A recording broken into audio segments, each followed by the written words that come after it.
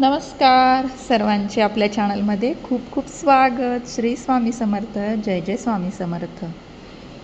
जुलै महिना सुरू झालेला आहे आणि 29 तारखेला 29 जुलैला गुरुपौर्णिमा आहे. तर गुरुपौर्णिमेच्या अगोदर आपण सगळेजण स्वामी भक्त आहोत, तर आपण स्वामीचरित्र सारामृत ग्रंथाचं पारायण करतो.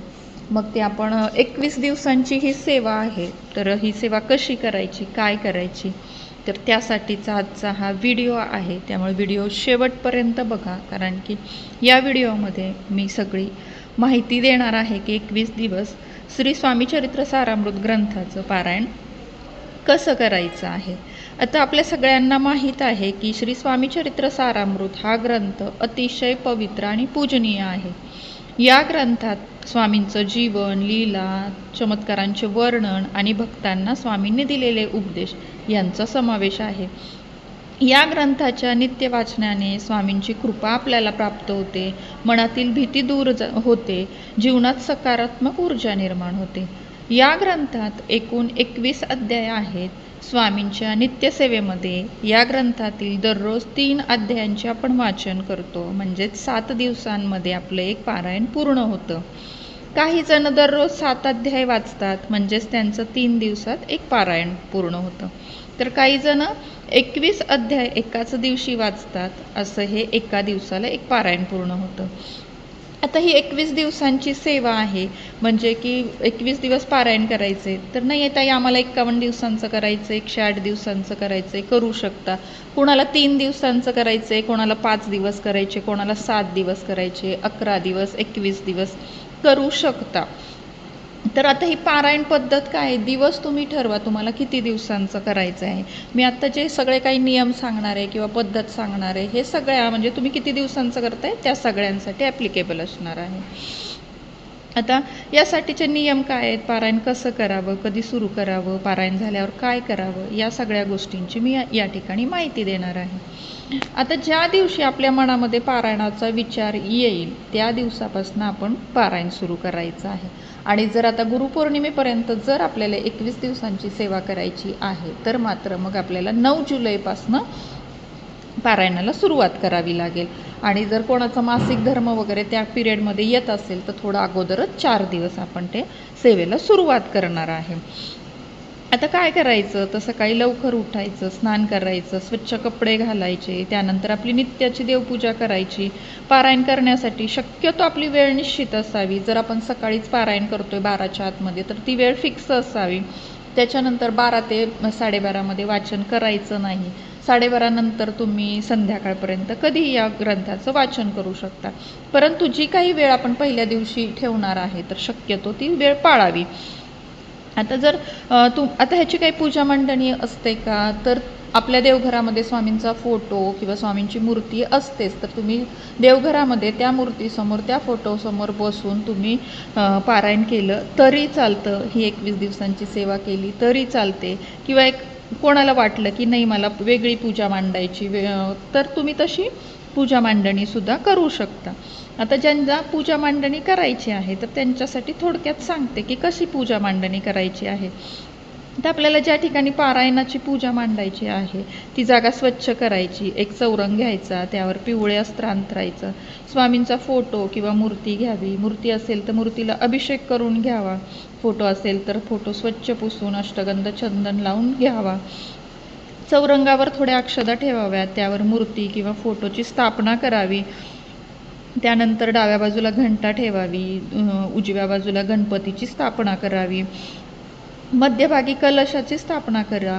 कलशामध्ये पाणी, सुपारी, पैसा, फूल, दुर्वा, हळद, कुंकू, अक्षदा टाकाव्यात आणि विड्याची पाने लावून वर नारळ ठेवावा. विड्याची पाने नसतील तर आंब्याची पाने ठेवली तरी चालतात. खाली तांदळाची किंवा गव्हाची रास करायची आणि त्याच्यावरती कलश ठेवायचा.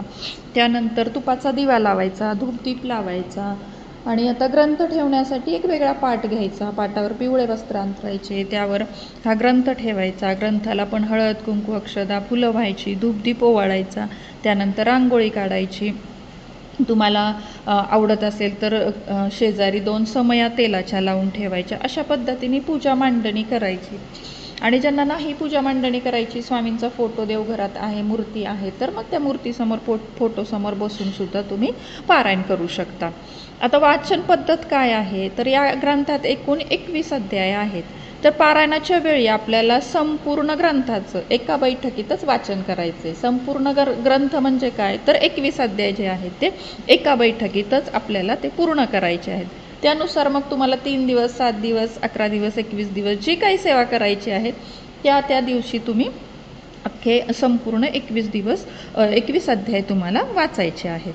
आता तुम्ही ठराविक इच्छापूर्तीसाठी जर करत असाल हे, की संकल्पयुक्त करायचं आहे त्यासाठी, की माझी ही इच्छा पूर्ण व्हावी, मग त्यासाठी संकल्प करायचा. आता संकल्प कसा करायचा, तर उजव्या तळहातावर पळीवर पाणी घ्यायचं आणि मग त्याच्यानंतर आपलं नाव गोत्र उच्चारायचं आणि आपण कोणत्या इच्छापूर्तीसाठी किती दिवसांचं पारायण करणार आहे हे आपण स्वामींना सांगायचं, आपला उद्देश सांगायचा आणि उद्देश माझा सफल व्हावा म्हणून स्वामींना प्रार्थना करायची आणि मग हातातलं पाणी जे आहे ते तामनात सोडायचं. अशा प्रकारे आपण संकल्प करून घ्यायचा आहे. त्यानंतर याचे काही नियम आहेत का, तर हो आहेत नियम. तर तुम्ही आता ठराविक इच्छापूर्तीसाठी आपण हे करत आहोत, तर मग काही नियम तर हे आपण पाळलेच पाहिजे. याच्यामध्ये मुख्य म्हणजे मांसाहार वर्ज्य करायचं आहे, अजिबात मांसाहार खायचा नाही आहे आपल्याला. वादविवाद टाळायचं आहे, भांडणं टाळायची आहेत. शक्य असेल तर ब्रह्मचर्याचं पालन करायचं आहे. वाचन करताना मन एकाग्र असलं पाहिजे, म्हणजे की जास्तीत जास्त सेवा आपल्याकडनं ही घडली पाहिजे. स्वामींचं एक माळ श्री स्वामी समर्थ या मंत्राचा आपल्याला जप करायचा आहे. म्हणजे नियम असे खूप काही अवघड नाही आहेत, साधे सोपे नियम आहेत, परंतु ते पाळायचे आहेत. याच्यामुळे काय होतं ह्या पारायणामुळे, तर पारायणामुळे मन शांती होती, सकारात्मकता वाढते, आध्यात्मिक उन्नती वाढते, कुटुंबात सुख समृद्धी प्रेमभाव वाढतो आणि जर आपण एखाद्या इच्छापूर्तीसाठी जर हे पारायण करत असेल तर ती इच्छा आपली पूर्ण होते. आता ह्याची सांगता कशी करायची, तर शेवटच्या दिवशी आपण पुरणपोळीचा नैवेद्य करायचा आहे आणि मग तो स्वामींना, पोथीला, घरातल्या देवांना तो नैवेद्य दाखवायचा आहे. आणि या दिवशी शक्य असेल तर ब्राह्मणाला किंवा सवाष्ण एखादी जेवू घालायचं, एखादं जोडपं असेल तर जेवू घालायचं आहे. हे यथाशक्ती आहे, म्हणजे तुम्ही फक्त नैवेद्य पण दाखवू शकता, तुम्हाला शक्य असेल तर तुम्ही सवाष्ण भोजनसुद्धा घालू शकता. अशा प्रकारे आपल्याला ही 21 दिवसांची सेवा करायची आहे.